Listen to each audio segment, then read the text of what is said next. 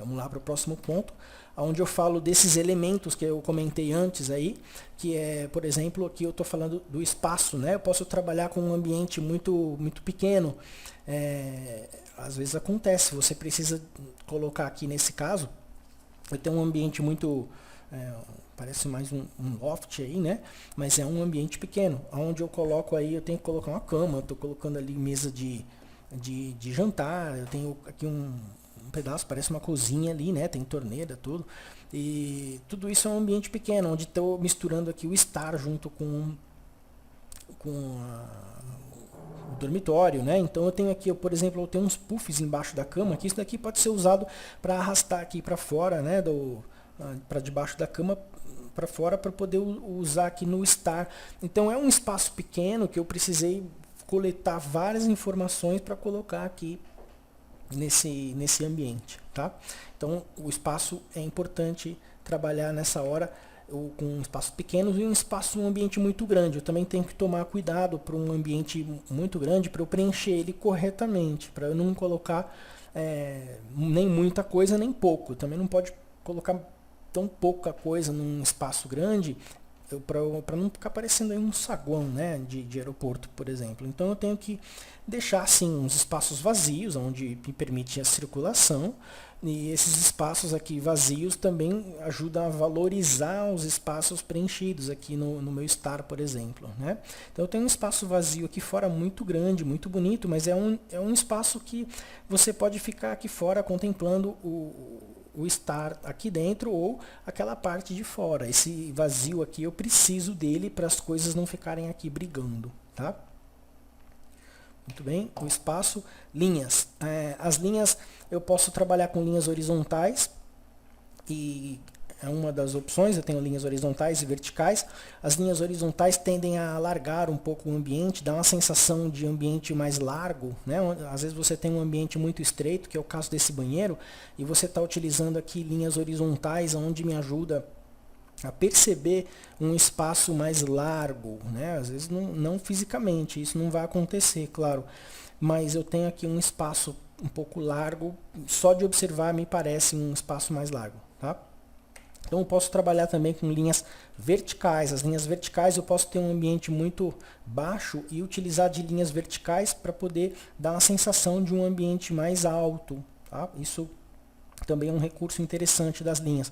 Aqui também acontece, mas aqui ficou meio exagerado, né? Essas faixas muito próximas umas das outras aqui, mas deu essa sensação de um ambiente mais alto, tá? Texturas e padronagens. Aqui eu posso falar também de texturas rústicas, por exemplo, né? São mais ásperas, opacas, e elas absorvem um pouco mais o som, o calor, e elas produzem um ambiente mais aconchegante, né? E eu tenho também as texturas mais lisas, por exemplo, aqui eu tenho um porcelanato, né? Um porcelanato muito metal, que são elementos mais brilhantes, refletem mais o som, o calor, e torna o ambiente um pouco mais sofisticado, mas me parece um ambiente mais frio, tá? Por exemplo, isso aqui é muito usado em loja, em shoppings, né? No mall, né, do shopping é muito utilizado, muito brilho nas lojas também.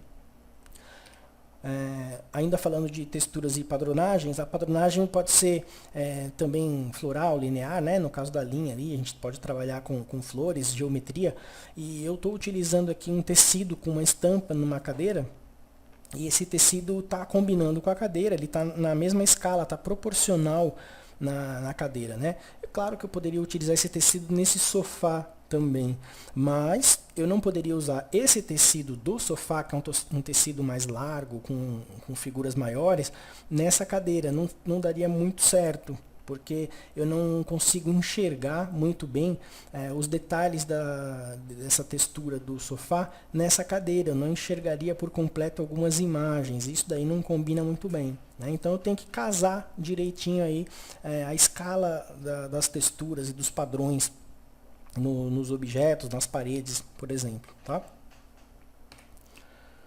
Outro ponto importante é a iluminação artificial, né? Então eu posso aí utilizar alguns tipos de iluminação geral, de efeito e de tarefa. Eu tenho aqui os 3 tipos, né, de iluminação, e um facho de luz direto, indireto ou difuso. por exemplo, essa primeira imagem, eu tenho uma iluminação geral do ambiente, estou usando um plafond, e com uma iluminação difusa, pode estar usando aqui uma lâmpada fluorescente, ou de LED, né? Pode ser também. Agora as lâmpadas de LED estão crescendo muito no mercado, então eu tenho aí como utilizar essas lâmpadas também. Não precisa mais ser só fluorescente, as eletrônicas, né? Então eu tenho aqui uma iluminação difusa, como uma iluminação geral. Já aqui na imagem do meio eu tenho uma iluminação de efeito, onde eu estou mostrando e valorizando aqui, por exemplo, as cadeiras aqui, esse barzinho, né? Valorizando aqui a parede de tijolinho, de pedra, e é uma iluminação direta, né? Eu posso utilizar aí um spot, né? Um spot direcionável, e ela é uma lâmpada halógena, uma lâmpada LED, né? Pode ser também, que é uma lâmpada mais fria, e eu tenho a iluminação de mesa, uma iluminação de tarefa. Ela é direta, ela pode ser incandescente também, pode ser de LED, e ela é uma iluminação, chama de tarefa, porque eu posso utilizar aqui para uma leitura. Então eu posso estar utilizando essa lâmpada aí numa mesa de escritório, ou aqui perto do sofá, para eu fazer essa leitura, tá?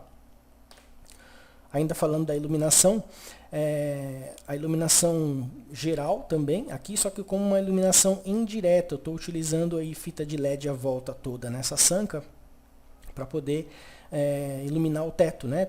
Através do teto branco, eu estou jogando luz de baixo para cima, uma luz que está escondida, uma luz indireta, e está iluminando todo o ambiente. Pode estar usando aqui lâmpada fluorescente também, ou LED, né? Eu usava muito lâmpada fluorescente, agora mais as fitas de LED. A iluminação indireta, jogando aqui para o teto, ela pode dar uma sensação de pé direito mais alto também, tá? Posso utilizar a luz dessa forma.